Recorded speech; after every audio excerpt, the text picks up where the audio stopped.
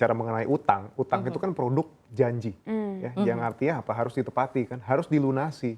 Ketika dia tidak ditepati atau tidak dilunasi, otomatis akan timbul konsekuensi. Salah satu tadi yang ada call 1, call 2, call 3 sampai call 5 di situ ya. Dan hal itu tentunya seperti yang kalau kita flashback ya, waktu dulu mungkin sempat ada kejadian di mana penagihan utang ya yang dilakukan oleh pihak ketiga atau dari pihak-pihak lain yang mana data diri sampai disebarin sampai orang satu kantor bisa tahu seperti itu.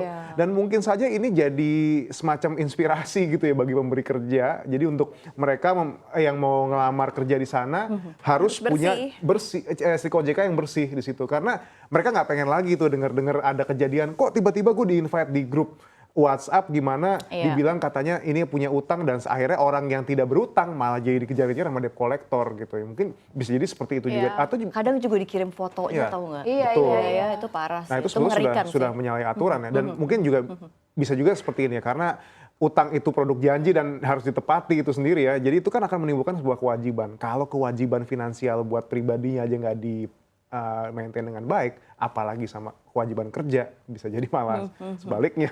Tapi kalau pinjol ilegal ini kan nggak terdata di OJK ya, jadi kayaknya status call kita mau bagus mau enggak tuh kayaknya nggak ketahuan. Nggak akan ngaruh gitu. Cuman balik lagi utang secara garis besar itu sendiri, kalau kita lihat kan di kolektabilitas itu kan utang yang masuk ke STIK OJK itu kan ada KPR, KTA, terus kredit tanpa agunan. Kalau pay later memang masuk ya, dan satu lagi kartu kredit di situ. Cuman ya belajar dari peristiwa penagihan-penagihan itulah mungkin menimbulkan efek tersendiri gitu bagi para mencari kerja, bisa jadi seperti itu. Aduh, aku tuh kadang suka bingung ya, kadang kita telat 2 minggu aja tuh udah kalau ride hailing aja itu udah nggak bisa tidur gitu kan. Ride hailing aja tuh udah dihubungin terus gitu loh. Gimana ini telatnya bertahun-tahun dan kalau telatnya 1 bulan itu udah pasti circle-nya dihubungin loh.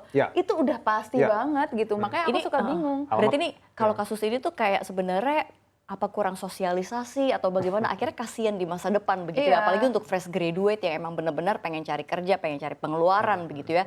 Tapi kalau misalkan kita lihat pendapatan, tapi kalau sesuai data tadi yang banyak pinjol, utang apa segala macam itu kan Gen Z dan milenial. Artinya mereka yang punya sebenarnya penghasilan begitu ya. Itu gimana sih kok bisa jadi kayak ke-stop nih untuk masuk ke perusahaan tersebut begitu. Sebetulnya kalau kita lihat fenomena kayak ya utang dengan modal KTP gitu sendiri kan juga baru belakangan ini ya 2016-an, 2015-an ya pada saat itu yang menjamurnya pada saat itu di saat milenial itu mungkin baru merintis karir di situ dan Gen Z juga mungkin baru join di sebuah perusahaan dan memang kemudahan teknologi ini sendiri menimbulkan keinginan gitu untuk coba-coba gitu ya. Dan kalau kita lihat ini secara gaya hidup deh, pengeluaran buat gaya hidup.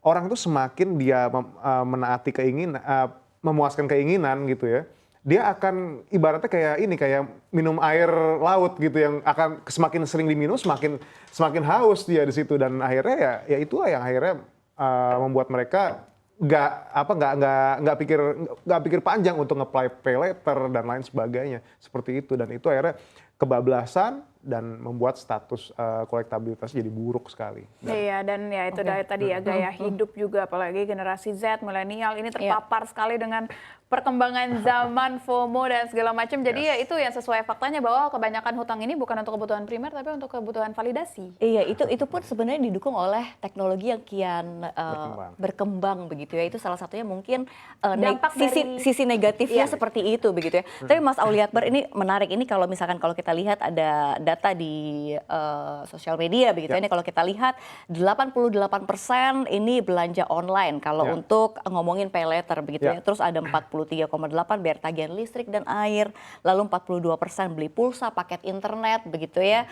Untuk update setiap hari, untuk bikin konten begitu ya. Terus ini 88% ini paling gede ini untuk fashion begitu ya. Ini sebenarnya agak khawatir ya kalau melihat data ini sebenarnya.